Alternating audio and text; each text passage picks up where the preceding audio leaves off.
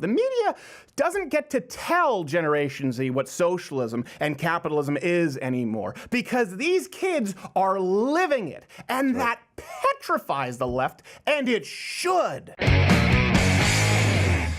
Question of the day, do you think that Jim Carrey is A, clinically insane, B, if he is, what does it say about the Hollywood elite surrounding him who agree with his every word as seen on Bill Maher? When it comes to socialism and how Americans are living under Trump right now, I always wonder when I see Jim Carrey saying what he's saying, are they just all that out of touch, or is it a touch of mental illness perhaps? I'd like to see your comments. Let me know. Here's some context for those who didn't see it on Bill Maher last week. Jim Carrey claims that it's time to stop apologizing for being a socialist, and it's time to really push it. Here we go. We have to say yes to socialism, to the word and everything. We have to stop apologizing. Well, here's what's interesting to me. The socialism comments went viral on Twitter. Maher actually cut them. They cut them from the show, as far as I understand it, or YouTube. They cut them. You don't see all of these quotes everywhere on all of the platforms. But we wanted to give you context of the rest of the interview so you could actually look at Jim Carrey's claims and take them forth there. So again, the left wants less context. We want more. Let's go on to the claims. So, you know, the Republicans are running with the word socialism. They're trying to say... They're trying to scare people. Scare people. It's communism. It's Venezuela, Trump says. We're going to be living in Venezuela. What? No. We only point to Venezuela because it's the best example, well, probably of true socialism in the last millennium, but mainly because of you. You're the ones who pointed us to Venezuela. You said everyone look to Venezuela. We said, I don't think you really want to. No. Come on, look at Venezuela. We said, okay, we'll go along the Venezuelan trail with you. You praised it all along with its dictator, other familiar socialist faces. By the way, hit the notification bell because subscriptions don't mean anything, and join up at Mug Club. Look, here's the proof. He is one of the most important forces we've had on this planet. On this planet. Very American point of view of my friend, President Chavez. You know, it's funny, sometimes American journalists talk about how bad a country is because people are lining up for food. That's a good thing. What do you mean by that, Mr. Bernie Sanders? No explanation necessary. The most important figure on this planet. By the way, Captain Planet Thanos doesn't make that claim. They don't make claims about superheroes regarding that kind of importance. So it's not the Republicans scaring people with comparisons to Venezuela. The left, they've made these comparisons for a long time. Until Chavez's experiment went completely sour, the country headed for 1,000,000% hyperinflation. People started starving to death with citizens eating rats, dogs, zoo animals to survive. This is what happened. You pointed to Venezuela, you championed its cause, and then it turned around on you, so you move on to the next socialist country. I grew up in Canada, okay? We have socialized medicine. And I'm here to tell you that this bullshit line that you get on all of the political shows from people is that it's a failure. The system is a failure in Canada. It is not a failure in Canada. I never waited for anything in my life. Anecdotal. I chose my own doctors. My mother never paid for a prescription. Anecdotal. It was fantastic. Untrue. Anecdotal, untrue. By the way, what wormhole did I fall into that Jim Carrey gets to act as though he has the moral high ground in combating a biased media? Everyone, this is what you never hear. Everyone has heard this. They used Canada as the model and said it was how the United States should model its healthcare program. Jim, you're just one in a long line of celebrities and politicians who've been selling this lie, specifically Canada, for years. How does it happen that here in Canada, we're back to him, they provide quality health care to all people? And I don't think there is any debate that the quality of care here is as good or better than in the United States. I don't believe and there are ways of providing high-quality health care that you have developed that we need to know more about. You know, in Canada, they run their entire free universal health care system. Is that a total overhead, total bureaucracy, 1.7% of the total health care budget. That's a white blow. That's a Walter White in transition if I've ever seen it. And by the way, this is a lie, okay? Canadian healthcare is objectively worse than the United States. Now, we've done some videos on this, so you can go back and look at, just search on this channel, Socialized Healthcare Canada. But to specifically use his examples, which are anecdotal, they have the worst ER referral wait times in 11 developed countries. 56% of Canadians actually wait longer than 4 weeks for treatment. Compared to the US, it's about 24%. The average wait to see a specialist in Canada is 21 weeks. At which point you don't need it anymore. My mom was looking at 9 months for, was it 9 months for an MRI? Yep. 9 months for an MRI, 9 but months. didn't she slip some cash? That's Isn't that right. what happened? A The little bit of two-tiered money, system. It has to happen. money, and then she got it within about a month. You have cash, you have a doctor. month? That's how it works in a socialized healthcare system. You want to know how long I waited? 45 minutes. Yes, it took And then I went longer and to got do one. the MRI. I don't understand. Here, to give you context, when he says, I didn't have to wait, well, it was 3 years when we had to find a family doctor. Well, I never had to pay for prescription. I said subscription. I don't know. Maybe they don't have to pay for magazines. Who knows? Maybe some guy was going door and got shot in the face. I don't know what the rules are there. I have to pay for prescriptions. Well, Canadians have to pay for about 70% of the prescriptions that they want. By the way, they don't have the same kind of generics that you have in the United States. They certainly don't when I was there. But if none of that convinces you, if you're still convinced by Jim Carrey's anecdotal evidence to which he received thunderous applause, here's something for you. The wait times were so bad in Canada, it was ruled a human rights violation by the Canadian Supreme Court in Chouy versus Quebec to force somebody into the socialized healthcare system, not allowing them to pay for privatized care. As I've talked about this many times, now in Canada they have these things known as super hospitals, as we know them in the United States, hospitals. Not to mention terminal illness survival rates, medical innovation. It's just, I mean, the list goes on and on and on. You know what? Here he goes on to, again, appeal to emotion. There are people who are sick. But that's the... You shouldn't have to lose your home because your mother got sick. Only that's not true at all. This is what they do. They try to appeal to emotion. So, no, you shouldn't have to lose your house because someone gets sick. Obamacare was one of the greatest taxes on the middle class that we've seen in our lifetime. Who was left footing the bill? Just like we've talked about with the housing crisis.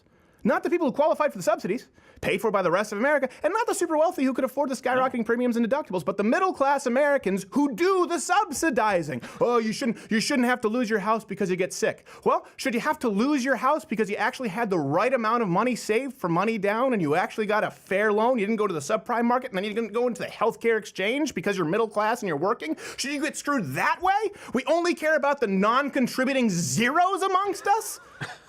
Why do they get to dictate how the rest of society lives? Hey, I've never gotten my crap together. I don't work. I'm not even legal. More money, please. More money, please. Next clip. There's nothing more socialistic than some of the Pentagon programs that are just jobs programs. The Pentagon says we don't want these tanks, and they build them anyway. If that's not socialism, I don't know what is. Fall on a knife. This is exactly what they right away. What do they sure enough, socialists, what do they go to? Military. War. Police. Okay, there's a difference between a commodity and a public good. This is really, really easy. Police, national defense, they're public goods. Healthcare, college, Nestle tea, commodities. Okay, let me explain what this means, and let me give you an analogy. Actually, you're the one who taught me this analogy, Papa Crowder. Public goods are non-rivalrous, non-excludable. That means, non-rivalrous, let's start with that, that more people can use them without any significant additional cost. Non-excludable means you can't keep the extra people from using that good. So even free enterprise conservatives, we all agree the government should provide public military defense, for example, a police force, right? Things like free healthcare, free college aren't really public goods because they cost a lot more for each additional patient or person you add to the list, and you can easily keep them from using it. This is a referee analogy that was actually given to me by you, Papa Crowder. The analogy for the legitimate role of government, like a hockey referee, okay? It's to keep the players, the citizens, safe, right, from both internal and external. Someone might be throwing, a big gulp into they're supposed to try and keep you safe from that. Or an octopus in hockey. If it's incidental to the play, you keep your whistle in your pocket. We're not soccer. Come on. That's the role of the government, to keep us safe. Okay, so what falls under the legitimate purview of government? Of course, a military. Of course, things like borders. Of course, things like enforcing laws to make sure that other people aren't hurt by law-breaking citizens. We're not saying there's no role to government. We just don't think that everything is a human right. Well, it's the economic equivalent of the free speech argument you make, where these people make their bones, and they shut the door behind them. Same thing here. Yeah. So let's go back to the first point. People should apologize for should people apologize for socialism? He's saying, people shouldn't. Yeah, you should. You should. Socialism and its cousin, who's aged slightly less gracefully, communism, they try to separate those two. You really can't if you look at them historically. Has led to insanely brutal regimes under the USSR, Mao, Castro, Chavez. Should I keep going? And all of those regimes, by the way, were initially praised by the same leftist elite and academics of America. Just like celebrities with Venezuela, you can go back and find the same elites praising Castro and Soviet Russia, Mao. Anita Dunn recently praised Mao. I think it was like 2012. Jeez. Somebody hadn't done their homework. I remember I was on a panel with, I think with Doug Schoen on Fox News. Yeah. Like, well, she wasn't praising Mao, and I'm going, oh, this guy has no idea what's about to happen. And we roll the clip of Anita Dunn praising Mao. Yeah. When it comes to long-term endorsement, the left has a monopoly on batting 100 for sucking. Yep. Okay. And, by the way, communism. We always talk about religion. Communism has led to 100 million dead over the last 100 years. Yeah. Wow. Far, far more than we're talking about even just religion. That's a lot of people. That's a lot of people. That is a lot of people, right? They pointed to Russia. Yeah, right? that didn't work. Then you see what happened. They pointed to Cuba. Then you saw what happened. Then they pointed to Venezuela. You just saw them recently pointing to Venezuela. And then when that didn't work, Anita Dunn went back to China. I don't know what happened. Let's go to the clip. Let's go back to the clip to wrap this up here. The Democrats need to get a plan to fight this slander of socialism. You're going to be living in Venezuela. Well, and I don't see it yet. We have to say yes to socialism, to the word and everything. Oh, dear God. We have to stop apologizing. I am. Okay, you want to know how I know that Jim Carrey loves capitalism? $150 million net worth. Bill Maher at $100 million. Whoa. And if that weren't enough, here's another little tidbit just from that very segment on Bill Maher. I went out today and bought me some Nikes. Brought to you by Capital. He must like really bad quarterbacks. Some freedom-friendly Nikes. Yeah, that's right. That's right. As a salute to Colin Kaepernick, to Nike, congratulations on your fantastic choice. Fantastic. Colin Kaepernick won't salute the flag, but we'll salute Colin Kaepernick. Nike, of all companies, the same Nike famous for exploiting sweatshop labor conditions in other countries that we don't allow in our capitalist system in the United States. This just shows you how incoherent Jim Carrey's worldview is.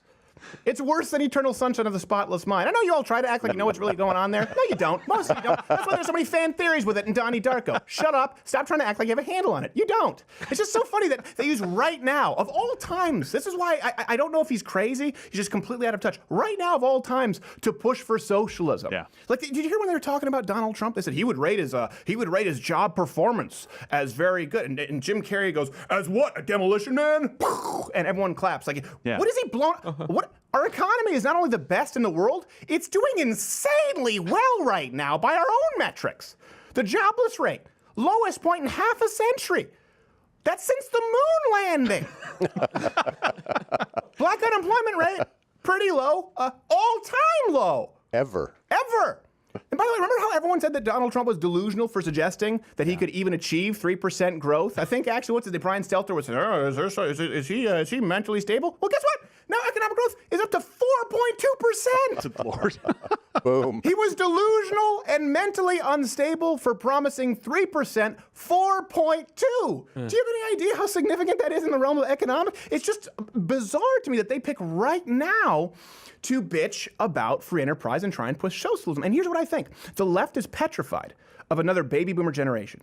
Because why? Free enterprise capitalism is working really well, as we've just pointed out. We have an entire generation of people, somewhat millennials, but Generation Z, who had never actually seen capitalist markets doing as well as they have now. For years, the left told them that capitalism was a failure. Socialism was the answer. Up until now, the generations hadn't really seen a free market, right? They had George Bush, Bill Clinton, George W. Bush, neither of whom were Republicans, neither of whom was really all that conservative, certainly not economically, followed by 8 years of Obama. But now with Trump following Obama, the left is terrified of Carter being followed by Reagan 2.0. Yeah, sure, when people were young, right, they thought they wanted Carter, right? Hippie, okay, free love. And Carter, he seems like the nice guy. He wears a sweater. Mr. Rogers. Yeah. Turn the White House down, put some solar panels on, wore a sweater. He keeps a little bit cooler in the winter. He farms peanuts. What could go wrong? Exactly. What could possibly go wrong? And so they thought they wanted Carter. Then Reagan happened, and they realized they had more money in their pocket, and they didn't have to wait in a gas line. So the baby boom generation grew up from pot-smoking hippies into the conservative yuppie stereotype that you see today. Suddenly, generations who were sold on socialism are now seeing the positive and personal effects of free enterprise in their lifetime. More importantly, in their own lives. So how do I mean? Greater job opportunities for themselves. Big time. Keeping more of their own money for themselves. The left knows and is terrified, especially because they appeal purely to selfish motives disguised as compassion. They are terrified of Generation Z, after millennials, upon whom the left, they have footed Generation Z with a massive bill And like the baby boom generation, Generation Z, which is the most conservative generation at this point in their lifetime ever, meaning when at this point in their youth, they're more conservative than baby boomers, they're going to be even more conservative once they get older. Because now they've seen the contrast between a crappy economy under Obama and a flourishing economy under Trump. Up until this Trump boom, the media was able to sell an entire generation on the contrast of terrible, unsuccessful capitalism and compassionate, democratic socialism. That's the word we've used, right? But now the generation is living it. They're living the contrast of one of the worst job economies ever for people under 30. Inaccessibility to healthcare, even if you work for a living, particularly if you work for a living under Barack Obama. Now it's being contrasted with more money left in their paychecks, more jobs available, more free market options available than ever before, whether it's healthcare, whether it's, take your pick, more choices than ever before under President Trump. The media doesn't get to tell Generation Z what socialism and capitalism is anymore because these kids are living it, and that petrifies the left, and it should. Hey there, YouTube viewer. If you like this video, watch another one of our videos or subscribe, hit the notification bell. Those don't really mean anything anymore today in YouTube. I would say hit a like with a thumbs up, but that might be gone, or comment below, but that most likely will be censored. So bookmark the page. Of course, if you're using Google Chrome, they'll find a way to fuck with your bookmark. So just join up at louderwithcrowder.com/mugclub. That's louderwithcrowder.com/mugclub. You get a hand-etched mug, and you get access to the full daily 1-hour show, and you're not beholden to Susan Wojcicki /Clint Howard.